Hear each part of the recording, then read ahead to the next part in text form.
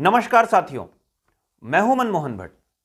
क्या मुख्यमंत्री के निर्देश के बाद भी उत्तराखंड पुलिस कैबिनेट मंत्री प्रेमचंद अग्रवाल को बचाने की कोशिश कर रही है? क्या प्रेमचंद अग्रवाल के विरुद्ध मुकदमा दर्ज करने से पुलिस हिचक गई? ये कुछ ऐसे सवाल हैं जो आज खड़े हो गए हैं। अखबारों ने इस खबर को कैसे प्रकाशित किया है, तमाम मीडिया में यह खबर किस तरीके से सामने आई है, यह सारी जानकारी लेकर मैं आपके सामने हाजिर हुआ हूं। कल दोपहर में हमने एक खबर ब्रेक की थी। आपको याद होगा, हमने सीधे सपाट शब्दों में कहा था कि मंत्री महोदय के खिलाफ पुलिस ने मुकदमा दर्ज कर लिया है। लेकिन एक सवाल फिर भी बना हुआ है कि अगर मुकदमा दर्ज हो गया है तो फिर इतनी विरोधाभासी रिपोर्टिंग क्यों हो रही है? इस कंफ्यूजन के पीछे की वजह क्या है, यह मैं आपको बताता हूं। वास्तव में सुरेंद्र सिंह नेगी, जिसका कुटान हुआ, जिसकी पिटाई हुई, उसकी तहरीर पुलिस के पास जब गई तो अक्षर अक्षर उस तहरीर को पुलिस ने दर्ज कर लिया। 5 लोगों के विरुद्ध यह तहरीर थी। इसमें एक नाम था कौशल बिजलवान, जो मंत्री महोदय के पीआरओ हैं, मंत्री महोदय के सुरक्षाकर्मी, और खुद मंत्री को नामजद किया था सुरेंद्र सिंह नेगी ने। लेकिन फिर ऐसा क्या हुआ कि खबरें ऐसी आने लगी हैं कि मंत्री का नाम एफआईआर में दर्ज नहीं हुआ है। वास्तव में हकीकत क्या है, मैं आपको बताता हूं। मुकदमा दर्ज हुआ 3 धाराओं में। ये 3 धाराएं कौन सी हैं? आईपीसी 147, जिसमें हंगामा करना, उपद्रव करना, और इस धारा में अगर मैक्सिमम सजा होती है वो 2 वर्ष तक की होती है। दूसरी धारा लगाई गई है आईपीसी की 323, जिसमें किसी को चोट पहुंचाना माना जाता है कि अगर किसी को चोट पहुंचाई तो आईपीसी की धारा 323 लगती है। तीसरी धारा लगाई गई है आईपीसी 504, यानी शांति भंग। इन 3 धाराओं में मुकदमा दर्ज हुआ है। कौशल बिजलवान का नाम एक्यूज्ड वाले कॉलम में है, जो एफआईआर दर्ज की है ऋषिकेश की पुलिस ने, लेकिन उसमें मंत्री का नाम नहीं है। एसएसपी हैं देहरादून के डीएस कुंवर।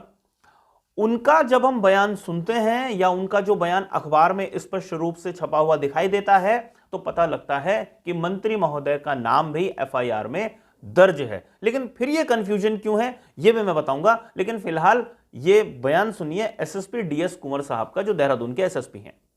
वीडियो में बर्बरता पूर्वक वो उसमें एफआईआर में, क्योंकि एफआईआर को उसमें शॉर्ट में लिखा जाता है बिजलवान मानी करके, उसमें माननीय मंत्री जी का भी मंत्री जी लिख करके जिक्र किया हुआ है, तो ऑटोमेटिकली है कि उनका भी इसमें नाम है। Thank you sir. वीडियो में बर्बरता पूर्वक वो उसमें एफआईआर में, क्योंकि एफआईआर को उसमें शॉर्ट में लिखा जाता है बिजलवान मानी करके, उसमें माननीय मंत्री जी का भी मंत्री जी लिख करके जिक्र किया हुआ है, तो ऑटोमेटिकली है कि उनका भी इसमें नाम है। Thank you sir. तो आपने सुना एसएसपी देहरादून डीएस कुंवर क्या कह रहे हैं। वो कह रहे हैं कि 5 लोगों के खिलाफ तहरीर थी, उन सभी लोगों का नाम दर्ज है, लेकिन एक्यूज्ड वाले कॉलम में मंत्री महोदय का नाम या पुलिस के जो सुरक्षाकर्मी उनके साथ थे उनका नाम नहीं है। और यहीं से कंफ्यूजन शुरू हो जाता है। और इस कंफ्यूजन के बाद जो ऋषिकेश में कांग्रेसी कार्यकर्ताओं का जो आंदोलन है वो और तेज हो जाता है।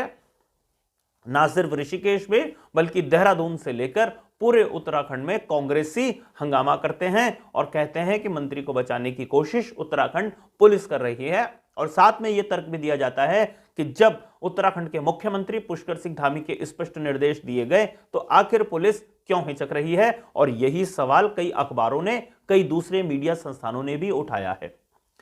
पुलिस का एक तर्क है, वो कहती है कि जो आईपीसी 147 है, इसमें हंगामा खड़ा करना, उपद्रव करना, बलवा एक्ट जिसे कहा जाता है, उस एक्ट में जो मुकदमा दर्ज कौशल बिजलवान के ऊपर हुआ है नामजद होते हुए, उसका मतलब यह है कि जो उपद्रव होता है या जो हंगामा किया जाता है वो एक आदमी नहीं करता बल्कि एक पूरी टीम करती है। मिनिमम 4 लोग अगर होते हैं तो ये एक्ट तब लगाया जाता है और उसी के आधार पर बाकी 4 लोगों का नाम भी ऑटोमेटिकली शामिल हो गया है, क्योंकि एफआईआर में जो तहरीर लिखी हुई है, अक्षर अक्षर जो लिखा गया है, उसमें मंत्री महोदय का नाम भी शामिल है। लेकिन यह बात बिल्कुल स्पष्ट है कि एक्यूज्ड वाले कॉलम में पुलिस सीधे आरोपी बनाने से बचने की कोशिश कर गई, यह बात बिल्कुल स्पष्ट है। कई लोगों को पुलिस ने बताया कि वो क्लरिकल मिस्टेक इसको माना जा सकता है, मुकदमा मंत्री महोदय के ऊपर दर्ज हो चुका है। बलवा एक्ट अगर कहीं लगता है तो जितने लोगों का नाम लिखा होता है तहरीर में वो सारे के सारे इस चपेट में आ जाते हैं। यही बात एसएसपी महोदय भी कह रहे हैं और यही वजह है कि हम लगातार कह रहे हैं कि मंत्री के ऊपर मुकदमा दर्ज हो गया है। हालांकि एक्यूज्ड वाले कॉलम में सीधा मंत्री का नाम नहीं लिखा गया है और मंत्री का नाम सीधा लिखा जाए इसलिए कांग्रेसी इस मुद्दे को लगातार उठाने की कोशिश करने में जुटे हुए हैं। इस बीच मुख्यमंत्री पुष्कर सिंह धामी की एक कैबिनेट बैठक हुई थी देहरादून में और इस बैठक में शिरकत की थी प्रेमचंद अग्रवाल ने, यह बिल्कुल स्पष्ट है। लेकिन बैठक के बाद मुख्यमंत्री पुष्कर सिंह धामी से करीब 45 मिनट तक की मुलाकात अकेले में प्रेमचंद अग्रवाल की हुई है।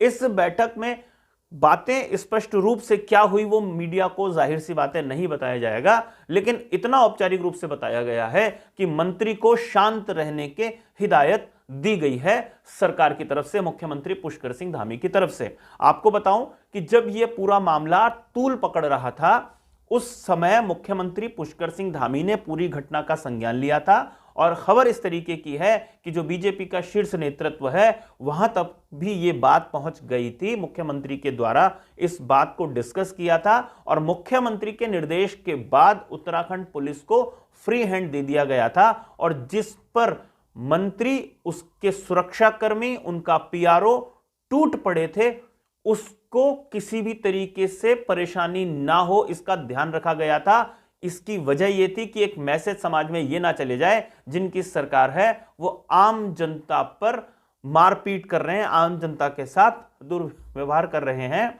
और जिस आदमी की पिटाई हुई थी सुरेंद्र सिंह नेगी, उसकी बात भी सुनी जाए, उसकी भी तहरीर ली जाए और उसके आधार पर मुकदमा दर्ज किया जाए, ये मुख्यमंत्री के निर्देश थे।